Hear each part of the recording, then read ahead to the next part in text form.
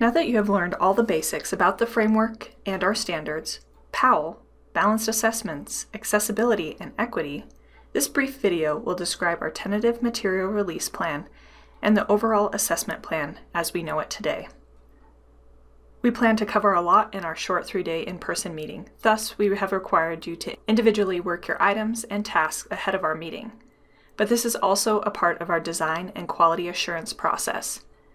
We will show you more about that in the upcoming slides. In this video, we will address the following questions. What are Montana's repository goals? What are the in-person workshop expectations? And what is the continuation and expansion goals for this repository? Where are we now? This slide shows that we adopted the NGSS aligned or framework-based standards for Montana, when these standards were implemented, the relevance of our POW work in the context of this larger standards and assessment landscape, and when we expect to assess Montana students with these new standards. The year 2020 allows us to fulfill our current contract with our vendor and provide students with at least 2 years of exposure to these new standards before testing them on this content. How are we getting to our balanced assessment goal? To recap our methods for the POW science work and how this will all come together, we selected 30 educators for this project. We grouped these 30 educators into 8 groups by experience and expertise. We required the 30 educators to participate in a 15-hour Teacher Learning Hub training course.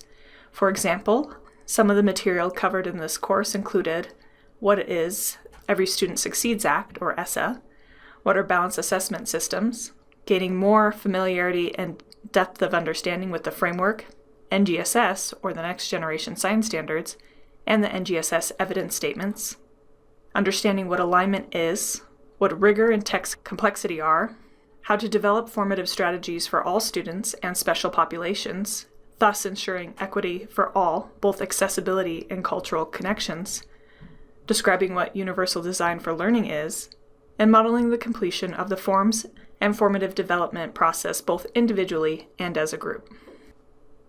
For this project, we leveraged the alignments of the 342 NAEP release science items from the NAEP item classification study that was conducted in the summer of 2014. To identify what materials we would work with, we removed any duplicates, thus narrowing the item pool down to 304 available paper science items. Then we looked at those that were most applicable for our work, meaning any items or tasks that had a fitness of 3 for the disciplinary core idea, which substantially narrowed the pool from 304 to 188 available items. To expand some of the work that was done in the NICS Summer 2014 study, we selected additional math items, and we selected additional English Language Arts items, or ELA items. We also have included interactive computer tasks and hands-on tasks, and technology and engineering literacy tasks. None of these materials were considered during the alignment study of 2014, but have been included in this project due to their richness and great application to 3-dimensional science standards. So to look at all of those paper science items in the top, the ELA relevant items, the math relevant items, the interactive computer tasks, the hands-on tasks, and TEL, this resulted in roughly 37 to 42 items and tasks per the 8 groups. What is the formative process for our materials? The formative development process included a 4-page form. The form was divided up into sections based on the review that will happen in each day during the in-person meeting, and also to chunk out different sections for focus and specific consideration during our time. Form 1 was the Establish Rigor and Quality form. This form included a section to confirm existing alignment to the framework and preliminary alignment to the NGSS. Form 2 was the Strategize a Strategy form. This form was specific to collecting information useful for an educator to deliver the formative resources or activity to his or her students. Form 3 was the Accessibility form. This form was used to identify present accessibility in the items or tasks.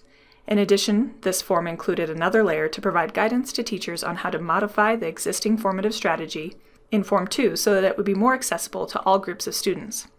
The final form, Form 4, Cultural Relevance and/or Significance form, was used to identify any connections to the cultural heritage of American Indians that may provide opportunities for more authentic science learning and student engagement. All reviewers work the items and tasks using the formative development form process ahead of the 3-day in-person workshop. On day 1, POW groups meet to go over Form 1 and use a consensus process to make final alignment decisions for any items or tasks. On day 2, before sharing the individual formative activities with their POW group peers, reviewers will be asked to order their resources in order of preference for inclusion in the repository, meaning best resources first. That way, if we don't have time to get through all of the materials, we will have at least identified those that our science educators deem necessary to be included in the online repository. In day 3, POW groups meet to discuss the present and needed accessibility features for the repository proposed activities. Also on day 3, groups to meet to discuss the cultural connections where present. What is the review process? How is it rigorous? To answer this, our process is multi-layered, meaning there are many checks and balances to move a material forward. You can think of this kind of like an onion. Our first check or layer is that the items or tasks are individually aligned and a strategy or activity is identified from an expert teacher. Teachers are considered expert due to their 15-hour hub course experience and involvement. The next layer is our 3 to 4 person POW group consensus. On day 2, the groups will identify materials that will make it into the formal rubric review and consensus process. It is possible some assigned items and tasks are not deemed worthwhile for our formative assessment creation and online repository. The third layer or check is the external or OPI vetting process. Since we do not know which online repository route we are using at this time, this may be the final check, or we may go the route of using Smarter's digital library or another platform with already established processes in place. Then, with one of those options, additional levels of review and scrutiny may exist. But at this time, a decision for the final landing place has not been made. To address the rubric for our group in the OPI review, a consensus process using the rubric and standardized process with the 3 to 4 person groups will take place in our in-person work. During the in-person POW groups, reviewers shared their individual submissions and as a group walked through the online formative repository inclusion rubric. To make final recommendations for the resources Montana should include in its repository or not. Montana will use the same online formative repository inclusion rubric and an expert team of OPI specialists to finalize all materials for teachers to access for free in this repository. This rubric is still in draft form as none of the degrees to which the objective has been met language has been included. However, this provides you with the structure and organization that will be used during our work. Since implementation starts on July 1, 2017, we know you and others you work with may wish to access these rich resources. With that said, you will have access to your individual SAVE forms, the group SAVE forms, and any materials the OPI makes available via interim holding tank, for example, a Google site. We definitely want the robust review process in place to ensure high quality and high fidelity resources, but we understand that many teachers may want to test these strategies out with their own students during the 2017-2018 school year. There is tremendous value to identify what works, what doesn't work, and what might be needed to modify your own personal instruction or classroom needs. Because of this, we will make resources available in a timely fashion after the information has been extracted from the forms, merged into one centralized document, reviewed by the OPI for clarity, quality, and consistency, especially until we identify where the final landing place and process for these materials will be. So where do these land?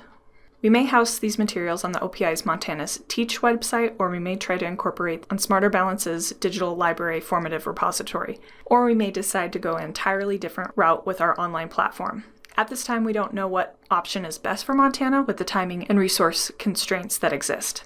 What we do know is that we want Montana teachers to easily contribute to and be a part of this process so that we can expand the resource pool. And we want the resources to be easily accessible and meaningful for teachers and students. We feel this hub course process and in-person work matches well with the OPI's draft theory of action for the three-dimensional science assessments.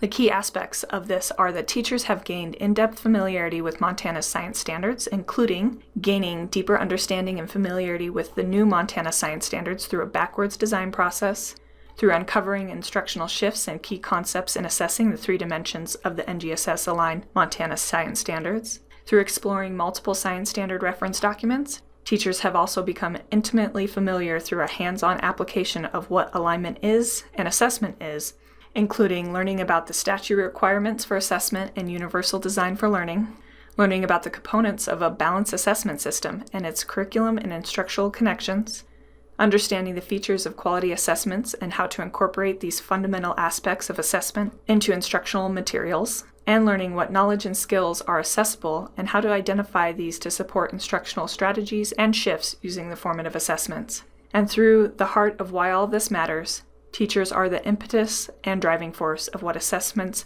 are and look like in Montana's balanced science assessment system.